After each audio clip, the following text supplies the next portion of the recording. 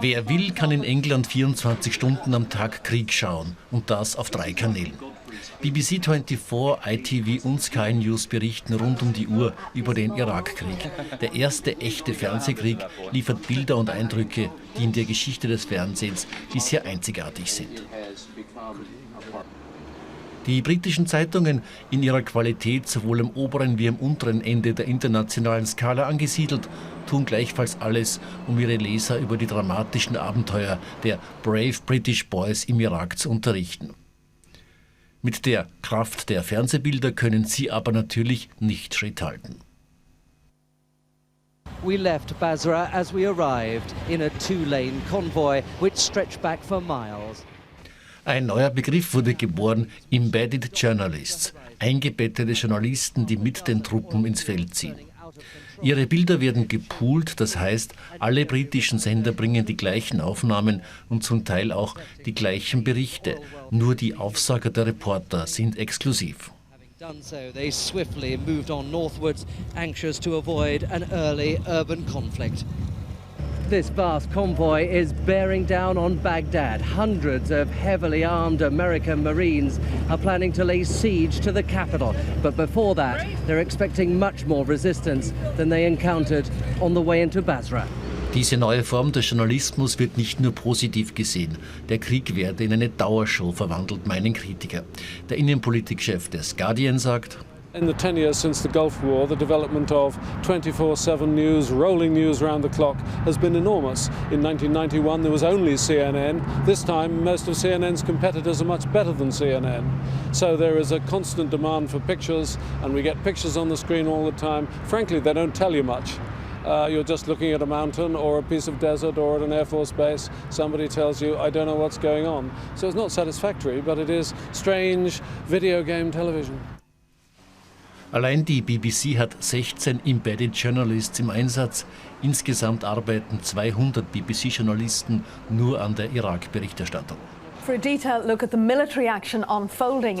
Maximo Winnie moderiert jeden Vormittag auf BBC 24 die Irak-Dauersendung. Die Nordirin war früher USA-Korrespondentin. Über die Arbeit ihrer Kollegen an der Front sagt sie: It's difficult for them to give us the true picture. They are obviously controlled. But what we do is when an embedded journalist comes on the line or comes on a phone or in vision in a video phone, we will always tell the audience that this journalist is travelling with the US forces or the British Marines or whoever that person is with. We will also tell them that they may not be able to tell us everything that's going on. When we ask them a question, the first question is usually, what are you able to tell us? That indicates to the audience that perhaps they can't tell us everything.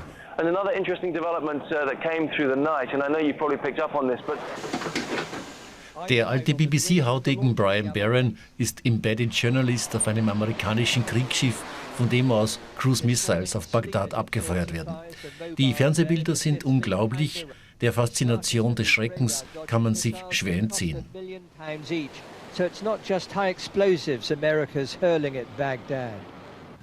Das erste Opfer eines Krieges ist immer die Wahrheit. Trifft dieses viel strapazierte Zitat besonders auf die Embedded Journalists zu?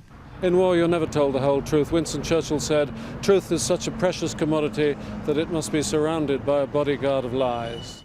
Well, we get guided information from all sorts of places, not just embedded journalists, don't we?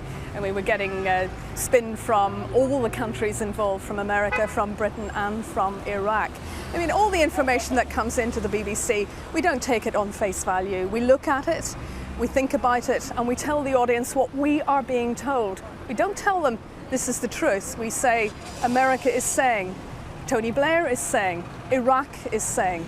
The Marines that we've been travelling with have now taken up positions here in the desert, artillery positions, ready to defend themselves should they come under attack from the Iraqis. There was a time when, post-Vietnam, the Americans learned from the British, who kept all the reporters away from the Falkland Islands in 1982. Now they've got them in, but they've got them in under control to some extent. So they're not censored, but they're told to watch it. I think they're providing some useful stuff, but they don't know what's going on either in the fog of war. They only know their narrow little bit. But it's better than no coverage at all, so that's good. Ein Lob, das auch von einer Seite geteilt wird, von der man es nicht unbedingt erwarten würde. Die arabische Gemeinschaft schätzt durchaus, was unter diesen schwierigen Bedingungen geboten wird.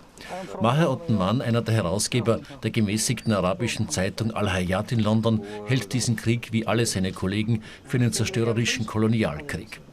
Die Korrespondentenberichte der BBC will er trotzdem nicht missen. I trust the BBC on the whole. They make very, very good programs, political programs. Panorama in particular, and Newsnight is excellent. And it's challenging, and it has very, very good journalists who are well-seasoned, experienced, and tough, and searching. This is an exceptional time, really, time of war. As I said before, it tends to not to do anything that will weaken the morale of British troops.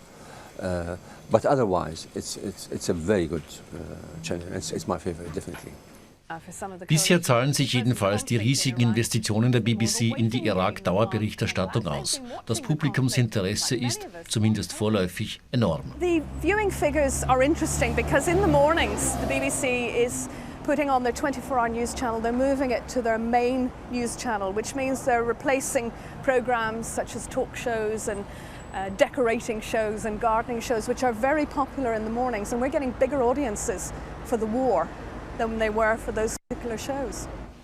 Und auch die Soldaten am Golf selbst zählen zu den Konsumenten des TV-Krieges mit gemischten Gefühlen. People may not understand the reality of it. It's not a film, it's not a computer game, it's really quite a hard war. Und nicht nur dieser echte, harte Krieg wird uns wohl noch einige Zeit erhalten bleiben, wie ein BBC-Journalist mit erfrischender Offenheit einbekennt. An information war that certainly is far from over.